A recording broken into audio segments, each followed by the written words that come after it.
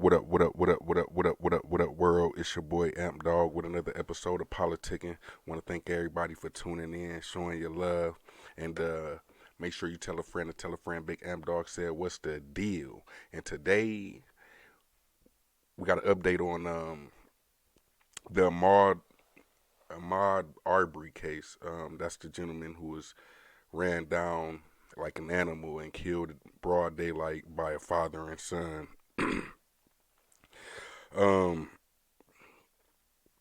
so this picture right here that I got on there, former Glenn County District Attorney Jackie Johnson, 49 years old, has been arrested and booked for her violation of oath and obstruction in the Ahmaud Arbery case. She was indicted by a grand jury last week. So what they're saying is basically due to the way that she handled um, the initial case, she violated a bunch of things. So now she's, facing anywhere from 1 to 5 years, I believe. Um, yeah, so they basically got her on indictment on counts of obstruction and violation of oath by a public officer. She was released from the Glenn County Detention Center on a $10,000 bond. Yeah, she basically they're alleging that she used her position to delay arrest of the white men who chased him down and killed 25-year-old Arbery.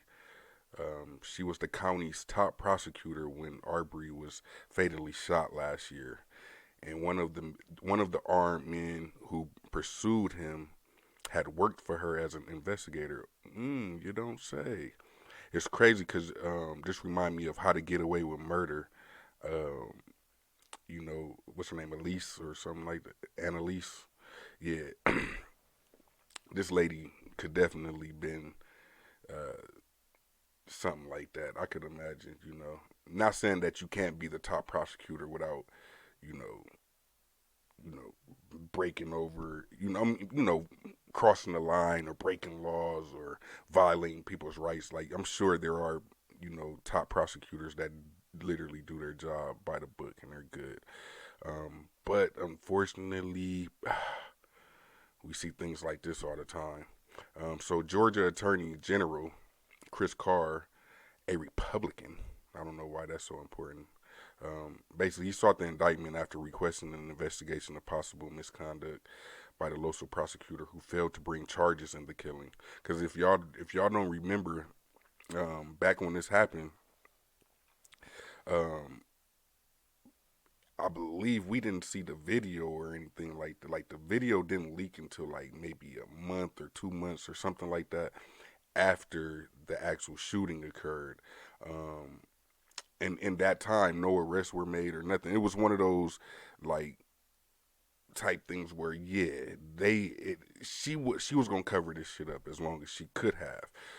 But unfortunately, things don't work like that for a lot of people. As far as when if you're a bad person, bad things gonna happen to you. You might have little moments where you winning, you on top, but what goes around comes around. You know what I'm saying? Uh, so yeah, so she basically, uh,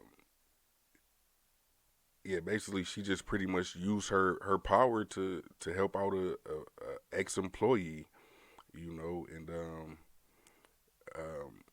it worked for a little bit. Now I would never, for the life of me, understand why the friend that was recording it, why he was recording it, um, or at least why would you admit to being with them? Like it don't make sense. It just seemed like I don't know. That's just how the universe works. You know what I'm saying? Sometimes just things all fall in alignment like that. It don't make no sense, but damn it, it happened. So I don't get why his name William. Um, I don't know why he took cell phone video of it, but it was probably the best thing that could ever happen for for the actual truth to come out and for the Arbery family. You know, Travis McMichael basically tried to say that they thought that Ahmaud was pretty much a burglar in their neighborhood, and it's crazy how they say our neighborhood, get out of our town, you know.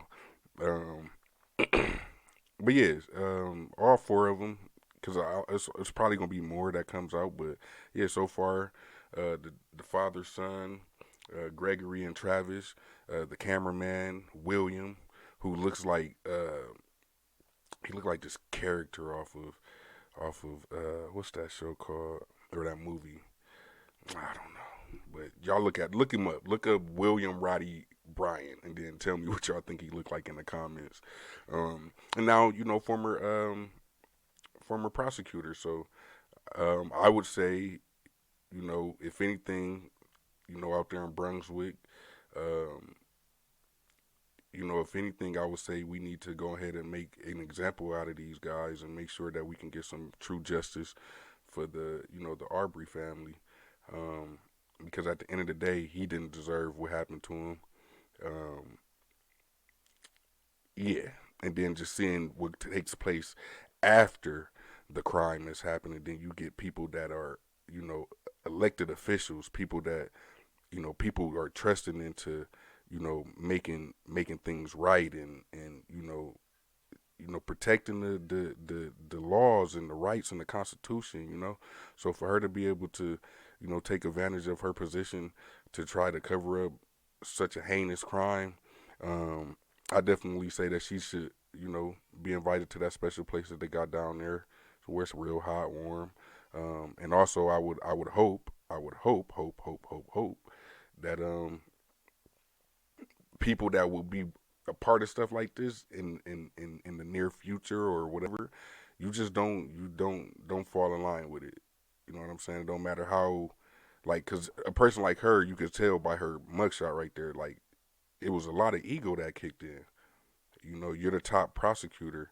You need to be able to win this prosecution, and you would have won this case. But what would I look like prosecuting my friend? You know what I'm saying? So, yeah. Hopefully, she gets more than just the 1 to 5 years that they recommended or whatever. But yeah, she should. She should. I don't know how long she was a prosecutor. Give her half that time. So if she's 20 years, give her 10 years. I don't know. But yeah, y'all like, share, subscribe. Tell me what y'all think in the comments. Uh, is a lot more corruption going on than we think? Like, is this something like, is this not only in the movies, or is these type of situations that they put in these movies, are they inspired by true events? Man. But anyway, man, y'all make sure y'all protect yourself, protect your families, protect your peace, and peace.